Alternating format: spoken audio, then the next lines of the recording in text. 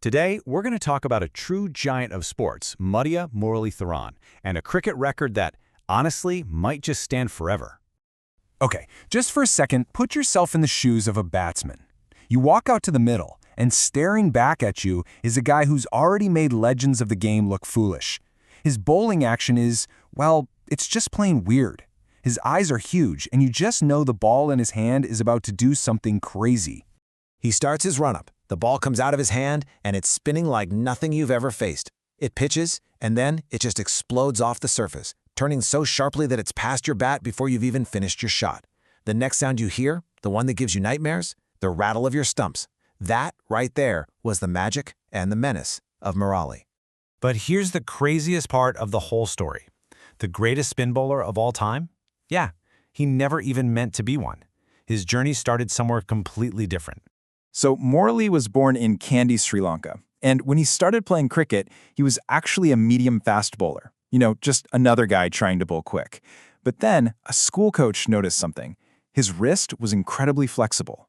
The coach says, "Hey, why don't you try bowling off-spin?" That one suggestion changed everything, and by 1992, he was playing for his country.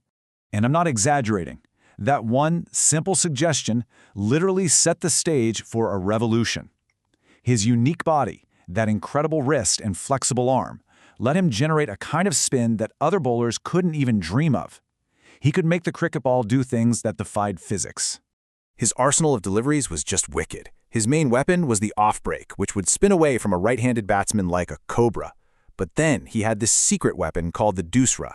It looked exactly the same coming out of his hand, but it spun the other way. You add in the fact that he was always changing his pace, and, well, you can see why batsmen couldn't sleep at night. But the very thing that made him a genius, that unique action, well, it also became the source of the biggest fight of his life, an ordeal that almost ended his career before it truly took off. The whispers started, and then they got louder. Critics and officials started claiming his action was illegal. They said he wasn't bowling the ball, he was throwing it. For Murali and for Sri Lanka, where he was already a national hero, this was a massive, painful accusation. So what's the big deal? Well, in cricket, the rule is pretty simple. Your arm has to stay more or less straight when you bowl. If you straighten it at the elbow right as you release the ball, that's a throw, and it's illegal. That's exactly what they were accusing Murali of doing, gaining an unfair advantage. Now, this is the part of the story that gives you goosebumps. A lot of athletes will just crumble under that kind of pressure, that kind of international scrutiny. Not Murali. He took all that doubt, all that criticism, and he turned it into fuel. It actually made him more determined. And here's how he proved them wrong. They basically took him into a lab. They hooked him up to sensors, used high-tech motion analysis. They put his bowling action under a microscope. And what did they find? The science proved it. His action was perfectly legal. It wasn't cheating. It was a one-of-a-kind physical gift. So, with his name cleared and his resolve stronger than ever, Murali went back to work. He went back to doing what he did best, taking wickets. And he started to climb towards a peak that nobody thought was even possible. Just take a look at this. It really says it all. Murali isn't just at the top of the all-time list for test wickets. He's on a completely different planet. 800 wickets. The guy in second place isn't even close. It's just staggering.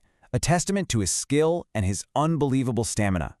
So, if you had to point to one achievement in bowling, one record that feels like climbing Mount Everest, what would it be? It's this number, 800. It's a landmark that's so massive, so far out of reach, that most people in cricket believe it will never, ever be broken. And the way he got there? Oh man, it's pure Hollywood. It all came down to the wire, in his very last test match, playing in front of his home crowd in Sri Lanka. Get this. He goes into his final game needing just one more wicket to reach that magical 800. He was sitting on 799. The pressure must have been absolutely immense.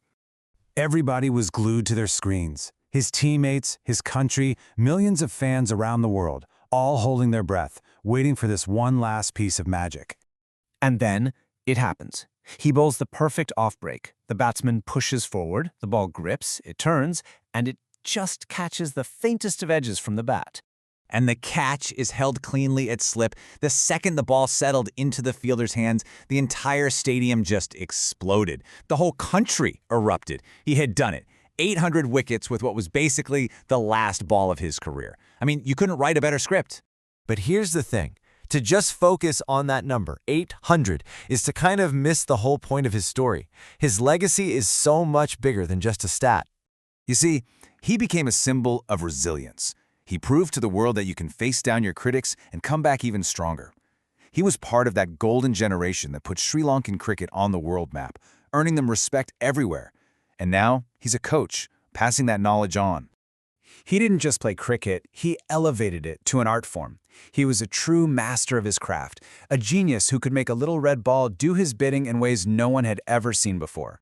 And that kind of leaves us with one final question to think about. We all celebrate the incredible 800-wicket record, as we should, but maybe, just maybe, the real legacy isn't the number itself. Maybe it's the unbelievable story of resilience, of fighting through controversy, and the sheer willpower it took to get there.